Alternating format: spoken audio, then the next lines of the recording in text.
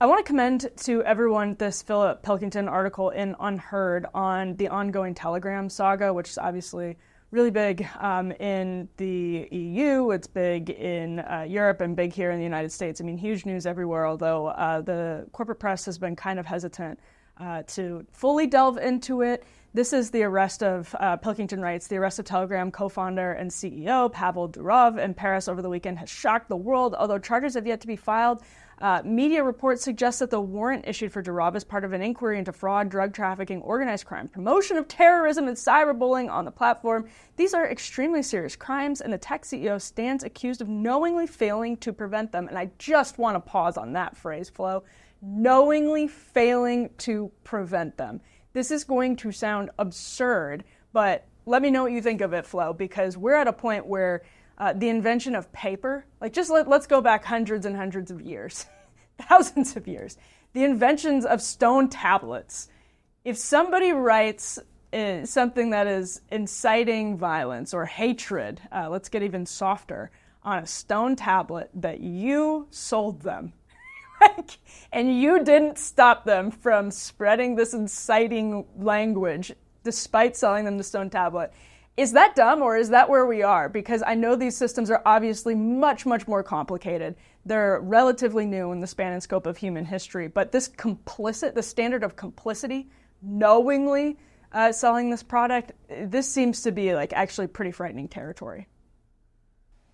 I think some free speech absolutists will be alarmed by this, but I do think it's perhaps more of an edge case than you might think, because there is a distinction here. Telegram, a platform that I use a lot to research because it's got a huge amount of publicly available information on there, is not end-to-end encrypted, which is like another platform like Signal or WhatsApp, where basically there is this high security encryption. It is actually not nearly as secure as that, even though, as has been mentioned many times in reports recently, Telegram has done its best to give the impression that it was end-to-end encrypted. Anyway, that does mean that the people in charge of Telegram do have access to the information shared on it. So they can't just throw their hands up like you might be able to at the top rank of WhatsApp or Signal and say, I'm sorry, I don't know what's going on. You have to admit that you do have access to that information.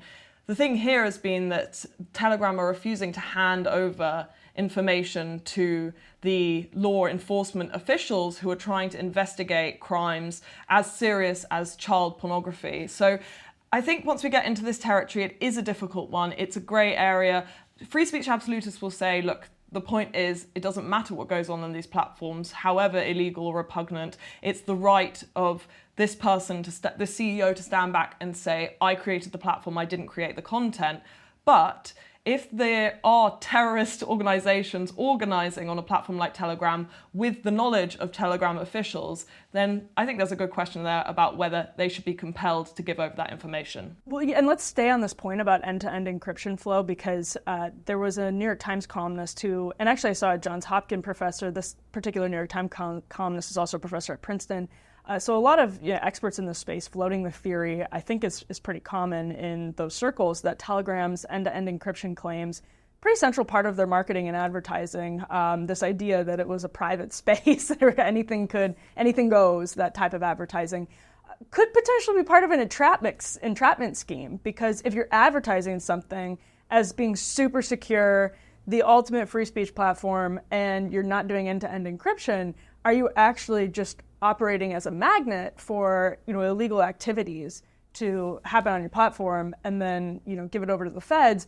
What hurts that angle, of course, is that now they're not giving it over to French officials. But it is, I actually found that point to be pretty interesting, because it's it's an extremely shady thing to do. End-to-end encryption technology is available. Presumably they could do it if they wanted. It seems on the surface that way. So if you're going to market yourself as this everything goes super secure platform, and then not be super secure like the other platforms that are competing in your space, I find that pretty odd. Yeah, and Durov has found himself, I suppose, in a similar position to someone like Elon Musk or Mark Zuckerberg, where they have come from a position of a kind of innovator, someone who was trying to get away from the overreach of government into the lives of the everyday person, and has through that ended up creating a platform that becomes like a Wild West, where they no longer have any hold on the content on that platform, and they have to make a decision, an executive decision, whether or not to actually step in and to start limiting the thing that they created, the kind of to chain the monster that they gave birth to. And it really does seem to be the story, the kind of almost Promethean story of our age, that these tech innovationist, accelerationist figures, often men in their 20s and 30s and 40s, create these platforms. The platform runs away without them, and then they're running to catch up. You can really see that here. There's another interesting point on this story, though, which I found, I suppose, funny, because to me it feels like another kind of insignia of the moment we're in, which was that potentially it was Durov's girlfriend, this young kind of crypto entrepreneur who he's been traveling with, who's in her early 20s, who might have given him away her geolocation through Instagram, posting photos of them in five-star hotels, shooting ranges on private jets, might have actually been the reason why the French authorities were able to track him down as soon as he landed in Paris. We're going to have to wait and see what happens over the next few weeks once the charges come down and we actually find out what they are exactly, because at the current moment we don't know quite how personal it is, or whether he is in fact being charged on a kind of just creating the platform on which these crimes are potentially happening. So that would obviously have massive downstream implications for figures like Musk and Zuckerberg and many others. Yeah, I think that's a good point because of something you said earlier, in that Telegram doesn't do end-to-end encryption, which gives him less of that sort of benefit of the doubt. Like, I didn't know this was going on.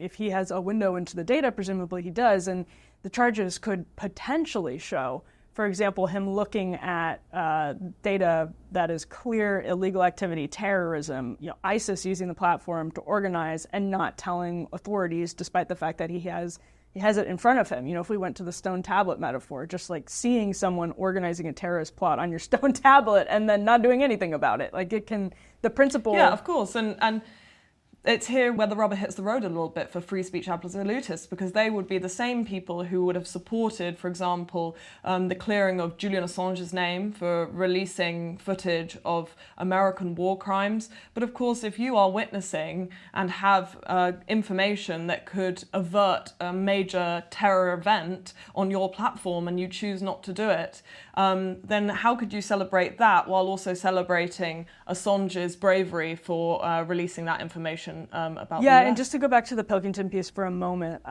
Pilkington wrote, the tech CEO stands accused of knowingly failing to prevent these extremely serious crimes. The damage, Pilkington writes, that this could do to France's image in the eyes of the technology and entrepreneurial communities is profound. And that's the place that I think I want to leave this conversation flow. I don't know if you have any thoughts to add, but as we see what the charges are more specifically, I think given the way EU countries, the EU itself, have approached, actually all kinds of NGOs have approached the question of disinformation, it does make me nervous that there's something a lot looser and a lot broader here in the charges. But I suppose we'll have to wait to see on that. If you like this video, make sure to subscribe to the Undercurrents channel and click that notification button as well. It helps us keep doing independent journalism. We appreciate it so much. Thank you for watching.